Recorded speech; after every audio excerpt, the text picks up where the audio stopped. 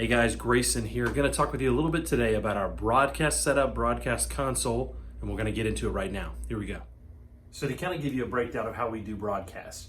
So we use this Yamaha DM2000, if you're looking up the manual, as a controller. So all it does is simply allow us to control the fader movements inside of a piece of software. It's really the simplest way for us to do it, to be able to have nice control and to be able to move things on the fly, but at the same time use some software that can give us plugins and all that kind of stuff we'll go into later. So I'm going to show you some basics about how we use this console. And I know it looks like a lot of buttons, but we don't use that many of them, so it's going to be pretty easy for you. There's a cool little screen, just shows some cool time code. You got these meters up top that show time code, and then the signal coming across as signal comes in. We have a little comm light here that'll light up if somebody's trying to get in touch with you, that connects to this comm talkback right here, and a little phone. So you can talk back to people if they try to talk to you, which is just simply push the button. You can just push it and talk, and then release it, and they won't hear you anymore. So when you come in the morning, what'll happen is a session will be opened up, which I'm gonna open up now. And what'll happen is these faders, you saw them jump there, they'll jump to the proper position as to where everything already is in that session. So if I go off of our remote session, which is this right here, see it says remote 1, that's how we control this software up here, which is called Logic Pro, okay? So if I leave that session or this layer, and I go to, let's just go to this layer, which is an internal layer for this desk, you'll see all the faders move. So it understands what it's trying to control because we tell it what we're trying to do. So I'm gonna push this and it moves back to it. So you've arrived, you're ready to go, what do? So as you arrive, you'll see all these blinking red lights. That means that all the tracks are record armed. And all that really means is that if signal's coming through, it'll pass on through and it's ready to be recorded. So they'll blink over here as well. So what happens is when we start the day and when the experience is about to begin, all we do is we hit this record button over here, boop, and then it will start recording. So it's going to record everything that happens throughout the morning, so we have a nice copy of it. And then you can just simply, as the morning's going on, you can make fader movements based on what you hear. So basically what I'm going to do is just show you right now what's on each one of these faders and kind of give you a rundown, a basic idea of how you would mix for a Sunday and some of what all this does. Now, it's not important that you know all of these things. It's just important that you know the basics. So today that's what we're starting with, is just how this software up here and this desk work together. The software controls the desk and the desk controls the software. They just work in tandem. So if I move a fader on here, it's gonna move it in the software. And same thing if I move in the software back and forth. So right now what we have over here is we have the Mini, which comes from the front of house console. It's like it's a Mac Mini computer. It has songs that we play from it and things like that. So you've got that'll send music through. The video, this comes from the back control room. This is any kind of video content, next week's series, that kind of stuff. The acoustic guitar, bass, all of our 4 vocal mics that we have right here. And then the next bank area, all of this kind of stuff kind of starts to feed together. So you kind of see that. But so all of the drums are on this one fader.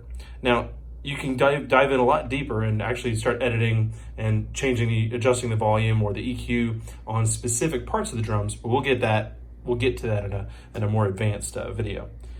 All of your guitars, this actually includes acoustic, all the electrics, and the bass right here together, so they're a big group. So if you need a little bit more of everybody, a little bit less of everybody, you could do that. All of our tracks, these are a computer-based track system that sits next to the drummer. They have like strings and synths and all that kind of good stuff. So if you need more or less of that, it has some small background vocals as well. Keys, that's the keyboard that's on stage. Reverb and delay, these you normally just sit right here. You'll bring them down if somebody just has like a little talking moment, and then bring them back up while they're singing. And then all the vocals for this is all 1 through 4, they actually feed all the way over here. So they all go together right here. So all the vocals need to come down, all the vocals need to come up. And again, same thing with the band. Everybody in the band, all the keys, tracks, guitars, drums, everything comes right here. So these 2 faders can almost run the whole show because you've got your vocals and you've got your band. So once the band comes up in the morning and they're getting started, normally what I'll do is I'll keep the band down just a little bit. Maybe, just as an example, just down like 1.5 dB, 2 dB, something like that. And I'll bring the vocals all the way up to unity, which we well, 0.0, we refer to that as unity. And then when the speaking part is done, welcome for the morning, we'll go ahead and bring this back up to unity as well, and then they'll be all singing together. So sometimes you'll find that like the adjustments on here don't match up exactly or not as sensitive as what would happen in the computer. That's okay. As long as you get it close to unity, you're good to go. In this next area here, we have 5 vocal mics and then 3 more things. So the microphone 5, 6, and 7, those are normally for hosting. So we set those right here. Those do not go to this little vocal bus. And then vocal mic 9 and 10. Now these are rarely used, but sometimes we get extra vocalists on stage, and so we want to have those available. Those are routed to this vocal group here. Normally people that are on those microphones are singing harmony. They're not normally leading a song. So it's not as important for us to have those over here. Quick access, because these are going to be the ones you're going to be changing for who's leading the song. And then over here, we've got our guitars 1 and 2.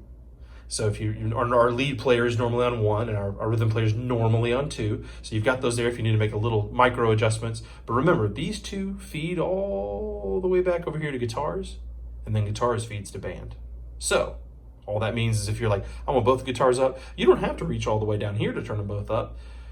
Keep that set nice and happy, and then you can just move up this one if you want to move all the guitars up. And then we have some microphones that are room microphones. There's a couple of them in there.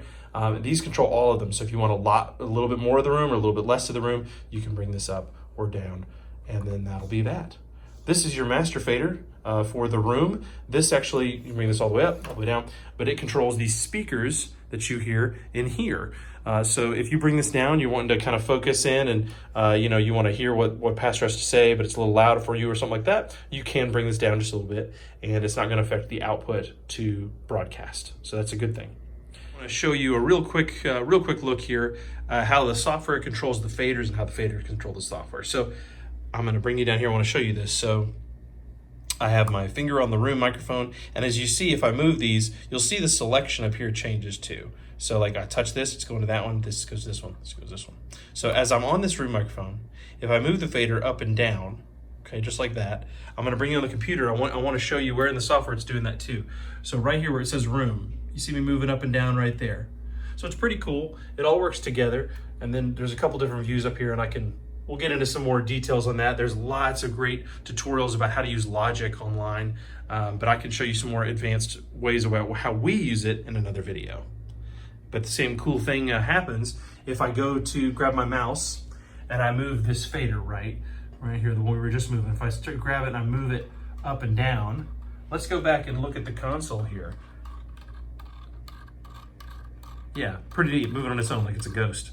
So pretty cool. The thing, they work together, they work in tandem to make life easy on us. So the biggest thing is just take it easy. It's all one step at a time. So a couple of things to remember when you're running the broadcast console. When the experience is about to begin or getting ready to begin or even a few minutes before, go ahead and start recording just by simply hitting the record button. You'll notice that the screen will turn red up top and a little red bar will start coming across, and everything that's record armed will start recording. The cool thing with that is that we can go back later and we can follow up and make sure and celebrate victories throughout the day. We can clean them up, put them online if we really like how a song turned out that day. So there's a lot of cool opportunities we can do with that. Just be careful of the record button after that point, because if you go ahead and hit stop after that or hit play after that, it will stop recording. So we don't want that, because then the audio will still come out for everybody on broadcast, but then you wouldn't be able to listen back to it at the end of the day. So that's one thing to be cautious of, these buttons over here. At the end of the day, you just always can stop it, and that's it. Keeping in mind when you're working on broadcast that what you're mixing for, most people are listening to on their phone or on maybe their laptop, not usually on a nice set of speakers in a controlled environment like this. So be sure to, we have it set up so you can output to the TV as well as these nice speakers. So we'll show you a video on how to switch back and forth between the two sets. But listening on both of those different sets of speakers is going to be huge for you to be able to make sure that it's sounding right at home, just like it sounded right in here. So whatever production environment you're in, we always hand out every morning a production sheet from what's called Planning Center. All that simply is just a rundown of what's going to go on throughout the day. Now this is something that I utilize all the time to take notes on, whether it's a miss or something to celebrate. Always try to keep myself ahead of the game, especially if we got a lot of changes that day, making myself some quick notes on the side, even just to write down like what microphone changes are going to happen, really helps a ton.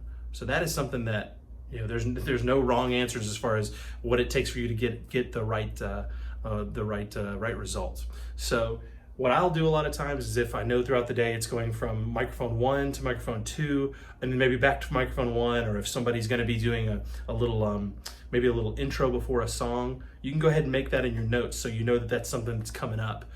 So that's what rehearsal time's for, and for making sure that so that the production, so that the actual experience can be top notch.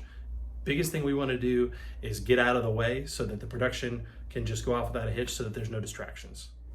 At the end of the day, if you have any questions, I'm always here to help. Again, my name is Grayson. You'll see me running around the building, running in front of house or one of the other audio positions, or maybe just walking around producing. So if you have any questions or want to learn a little bit more, let me know. Always happy to help out.